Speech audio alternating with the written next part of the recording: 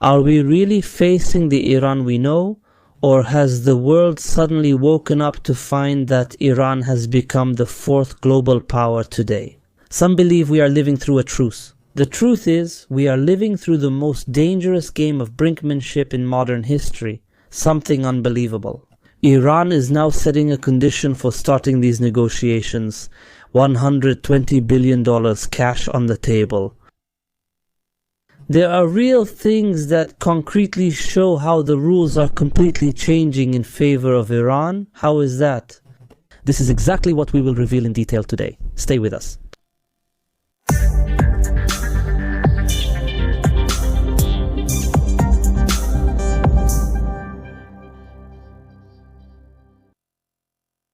Dear viewers, peace be upon you and God's mercy and blessings.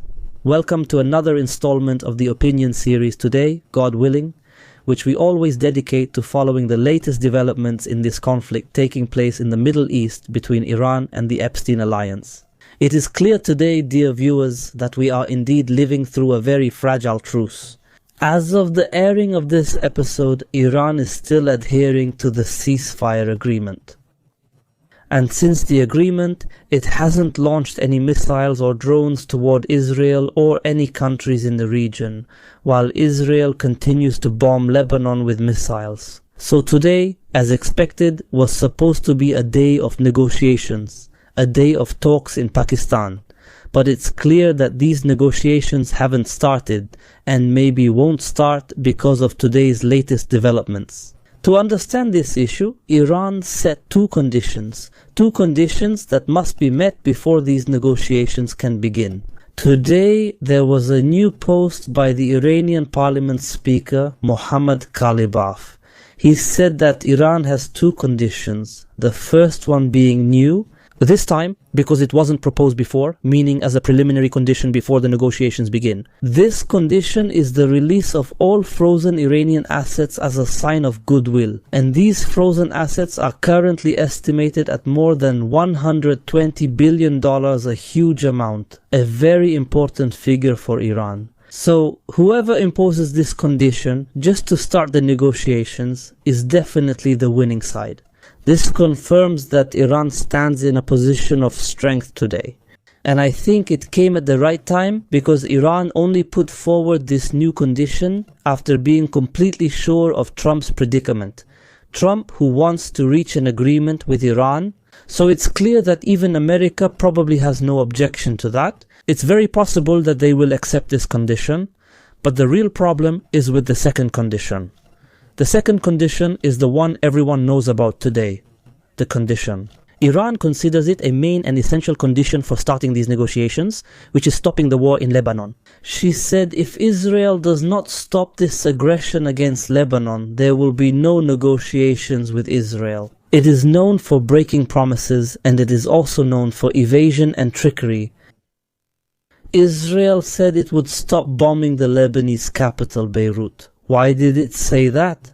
So that there would be negotiations, meaning it will continue bombing southern Lebanon and maybe other areas in Lebanon, but it will not bomb the capital Beirut. And in fact, this is not really to start these negotiations, but rather a way to deceive the Europeans and a group of countries like France, Germany, Canada, and so on. Countries that put a lot of pressure on Netanyahu to stop the war in Lebanon. So Netanyahu knows what matters to this country. What matters to it is the capital, Beirut. What matters to it really is protecting the Lebanese government. That's why Netanyahu said, fine, we won't strike Beirut, but we will strike southern Lebanon. But here, of course, Iran can't be tricked by such maneuvers. Iran says it clearly. Negotiations must begin only after the war has completely stopped in Lebanon.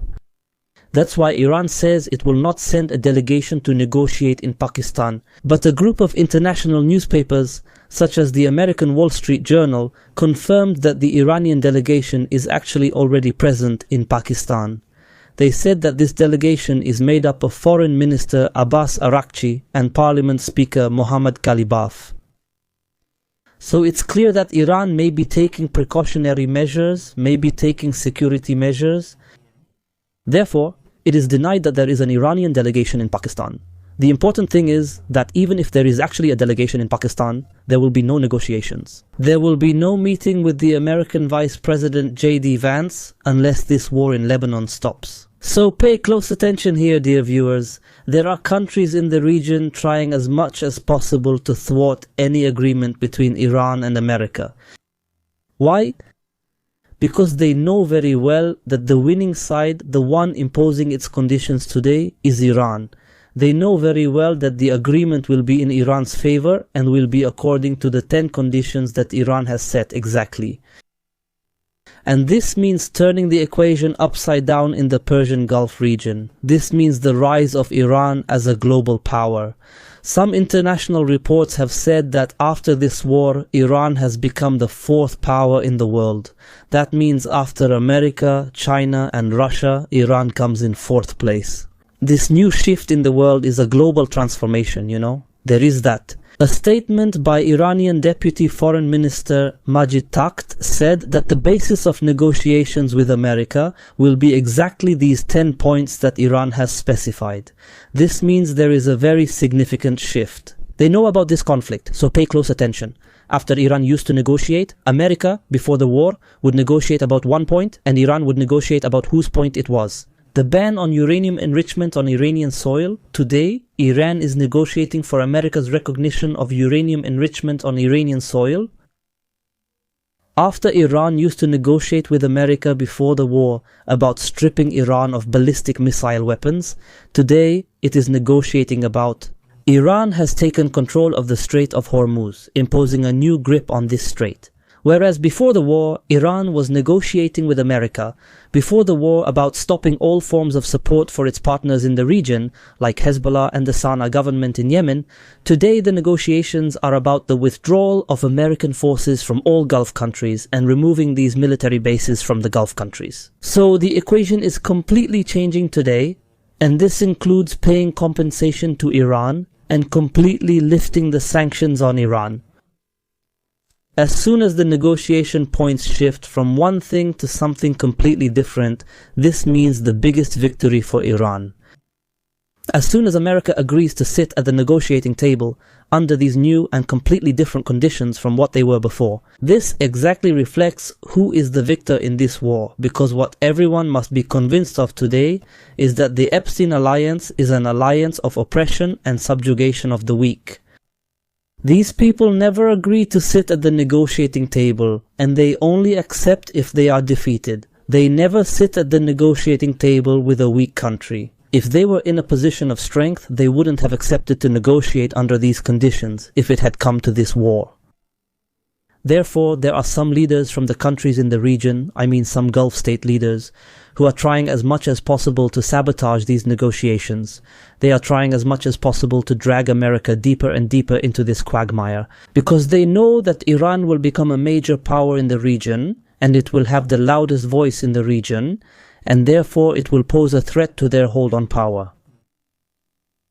The new Iranian Supreme Leader, Mojtaba Khamenei, gave a new speech in which he called on all of Iran's neighbors, meaning the southern ones, meaning the Gulf states, to take the right stance. He told them, look carefully, understand well, you are witnessing a miracle.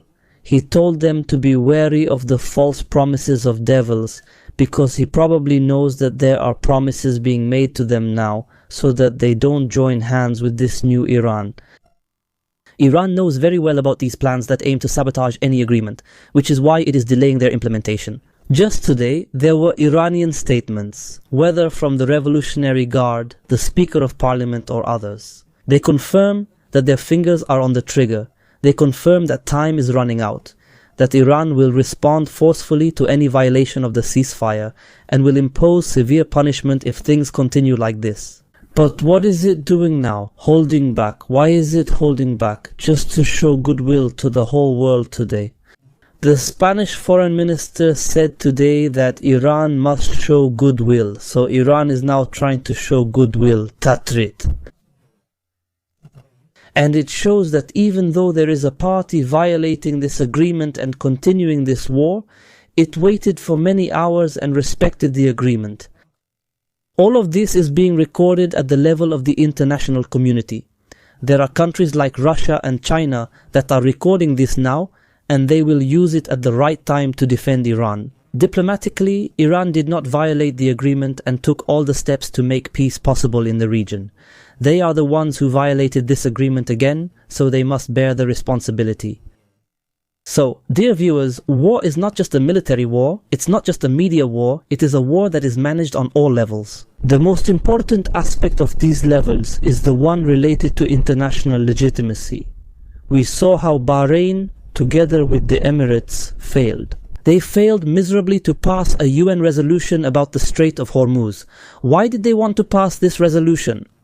Because they want to gain international legitimacy. They want to turn the war from a brutal aggression into a legitimate military intervention, but they also failed in that today. Iran lets them commit these foolish acts and break their promises so that legitimacy always remains in Iran's hands. As a result, they fail to incite the world against Iran. The war is now being fought on all levels. According to international reports, J Defense left America heading to Pakistan with a high-level delegation, including security and intelligence officials, and also accompanied by Kushner and Steve Witkoff. These negotiations are supposed to start on Saturday morning, but if the war in Lebanon does not stop, there will be no negotiations.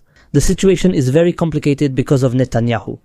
Netanyahu wants this war to continue in order to keep his position as Prime Minister and avoid prosecution. And this is very likely. For this war to continue, for this war to start again, Trump is in real trouble because he actually wants to stop the war, he wants to get out of this predicament, but he can't impose anything on Netanyahu. The Iranian news agency Tasnim said, quoting a reliable source from Washington, it said that US President Trump was strongly pleading with the leaders of many countries to intervene to break this deadlock with Iran. It said he was pleading. Trump made a statement after the war stopped, saying that he was ready to form a partnership with Iran, so that they would jointly manage the Strait of Hormuz and share the revenues. So pay very close attention. Such a statement confirms how the Americans' view of Iran has completely changed. Trump, who used to see Iran as a failed and weak country just like Venezuela and others, now he sees it as a superpower in the world.